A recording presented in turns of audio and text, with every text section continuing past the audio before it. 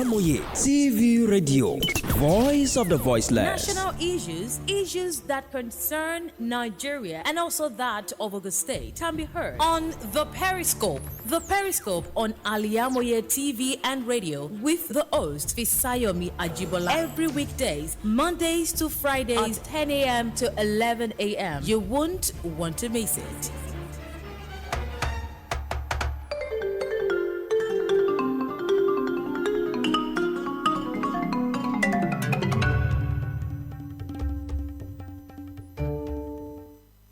A pleasant morning. Welcome to this Wednesday edition of Periscope. It is 12th day of the month of July 2023, and Periscope, that programs that get to look at the trending issues, be it political or social issue around our country, Nigeria. It's here this lovely morning. The Monday and Tuesday edition was handled by another presenter, and here this morning I am Oluwafisayomi Ajibola, who will be taking you through what we'll be discussing this morning. Don't forget that Al-IyamoyeTv and radio is out there on all your social media platforms where you can get to subscribe. Yes, starting from the YouTube channel, you can get to subscribe to our YouTube channel and also click the notification button so that you can get to see us every time. We are available on Facebook, Twitter, Instagram, and TikTok, where you will see snippets of what we are doing on this loop every time. Periscope is out here to educate you, inform you about the happenings around our country called Nigeria. This morning on Periscope, we want to give attention to a statement issued yesterday by the indigenous people of Biafra, calling for a 14-day sit-at-home in the entire southeast. 14-day lockdown in the entire southeast. Do you know the detriment of what that would do to Nigerian economy in that region? But before we start, let's refresh our memory as regards how this group came to birth. If you remember, that days of the Ojukwu era, there was Biafra, where some people believed that Nigeria, a country zoned to 6 geopolitical zones with over 200 million people, have been maligned. That some set of people were being maligned, rather. This eastern people, people who came from the eastern part of Nigeria, felt that when it comes to equality in the sharing of power, they are being maligned. Let's fast forward to after Biafra. We have what was called Masob, led by Raf Nwazurike. The Raf Nwazurike movement of actualization of the sovereign state of Biafra came into birth in 1999. That group really traumatized the government of the day. Well, let's fast forward to 2012. In 2012, another group broke up from Masob, which eventually nailed Masob in his coffin, and that is HIPOP, indigenous people of Biafra. From 2012, the indigenous people of Biafra has been calling for the Biafra nation, the southeastern people, to go their different way. Nnamdi Kanu, the convener of this group, was at the point outside the country calling for this separation of this group to stand alone as a country on itself.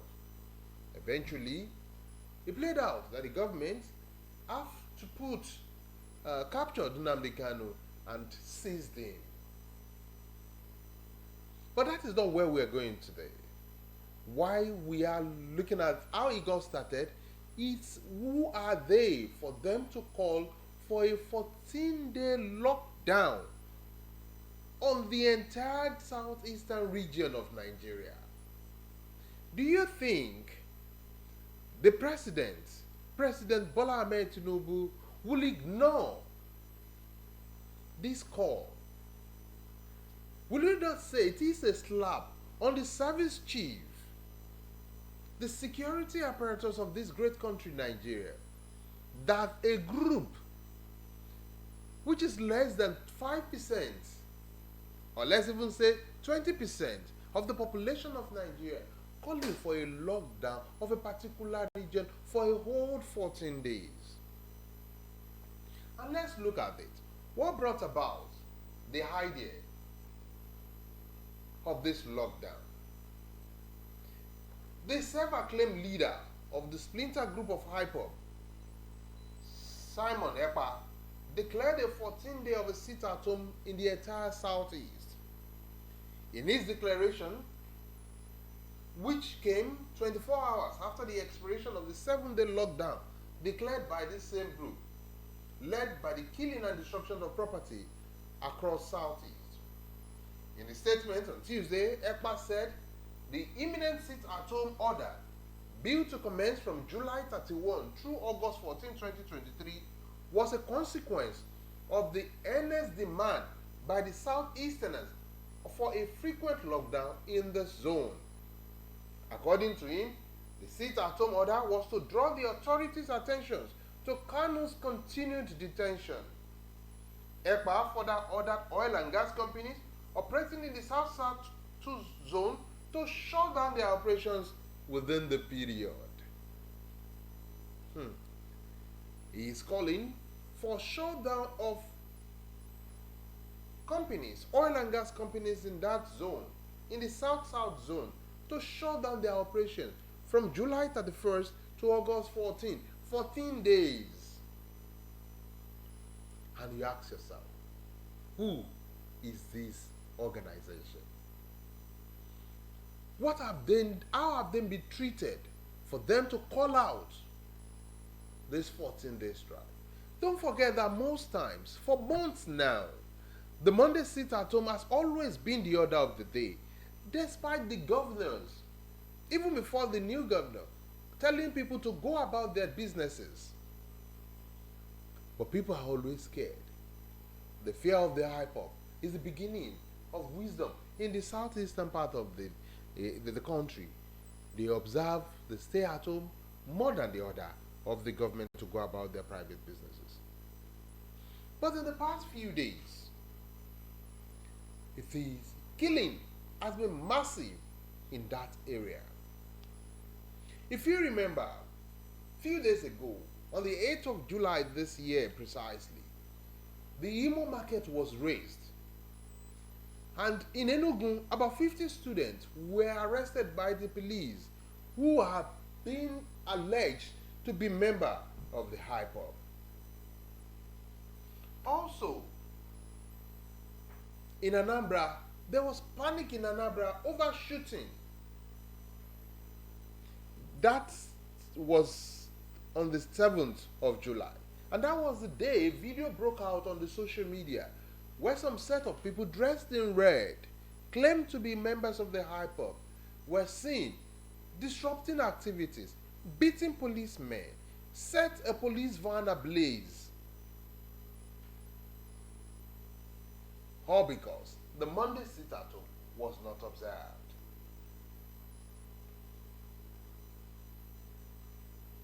You ask yourself, the way this separatist group, IPOB, is going, do you think the government would ignore? Or would you say the call for a 14-day sit-at-home is justifiable? If you look at one of the claims of this organization or this group, is that their leader, Nnamdi Kanu, has been kept in the custody of the government for too long. That whatever trial he should be going to, it should be speed up. He should even be granted bail. But the Nigerian government is still holding Nnamdi Kanu in its custody. And they are calling for immediate release or immediate trial or speedy trial of their leader. And that is why they are calling for the 14-day strike. Now, let's look at it from the business angle. Will it not affect just the way it has been affecting, but this time 14 days back to back? Will it not cripple the businesses of others?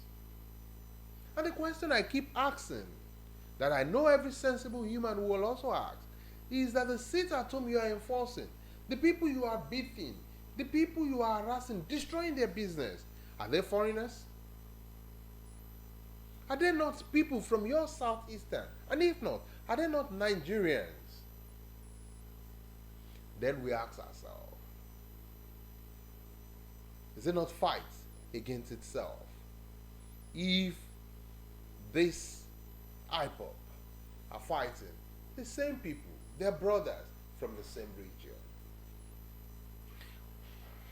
Beneath this video, you can drop your comments, while tomorrow we will come with a guest who will look at it. We want to see your reactions so that it will inform which angle we'll be taking it from tomorrow. And what we want to see is, do you think the government, the President Bola Ahmed Tinubu's administration, will ignore the excesses of the IPOP this time around? Do you think the security chiefs who are waiting for their approval, for their confirmation from the National Assembly, will sit back, fold their hands, and allow the IPOP, the indigenous people of Biafra, to show that they are not competent to be the eggheads of these security agencies? What about the business? Will this 14-day sit at home not mess the entire business activity in the southeastern part? Because the 14-day is being called for the entire southeastern zone. Will the governors of those states, Imo, Anambra, Ebonyi, and Co, would they keep quiet and allow the 14 days lockdown to take place? Would reeling out of police to counter-attack or to counter the directives of sitting at home for 14 days not become more or less a civil war in that region? Do you think what the country needs at the moment is the call for some people to say they are interested in going their separate way? These questions is what we want your reactions to beneath this video as you're saying it. Drop your comments. Let's get to see, how do you think the federal government should manage the indigenous people of Biafra? How have they been managed and how successful has it been? The government of former President Muhammadu Buhari has managed them to a particular extent. But do you think that the administration of President Bola Ahmed Tinubu would be able to manage these people if the president come all out against them? Will it not be seen as a repeat of a tribal war of what happened in Lagos during the election and still happening now? Don't forget that during the election, they said that there was attack basically aimed at the Igbo people in Lagos. And don't forget that during the presidential election, the group being seen to be more of the Igbo people won the election in Lagos State, something that has never happened in the history of that state. Now, it was alleged that the aftermath of the presence of Igbo in that state was what Bola brought about the demolitions of markets like Alaba Market and densely populated markets of the Igbos.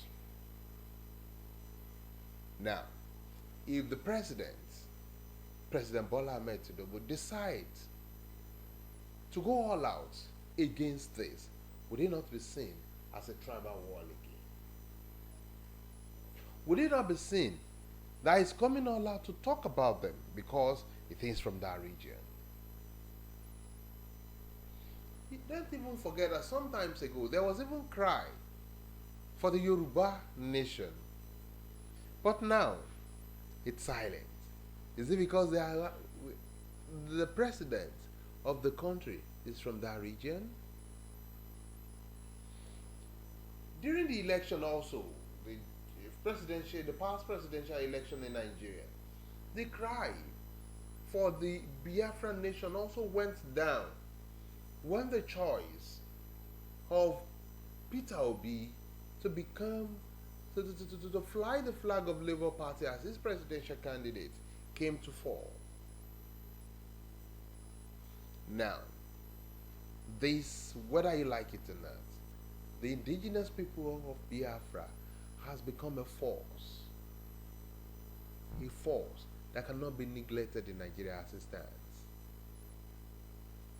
But do you think that this call for a 14-day sit at home would not be greeted with harsh reaction from the service chiefs and from the president? How would people of that neighborhood look at it, especially in an environment or in an era when Nigerians are crying or claim to be suffering, or Nigerians are suffering because of the harsh economic policy in place? The report published, let me quickly read out the report published by The Punch this morning. This morning.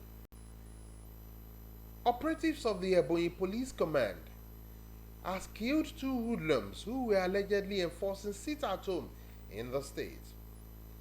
Sit-at-home in the southeast is a brainchild of the separatist indigenous people of Biafra to protest the continued detention of its leader, Nnamdi Kanu.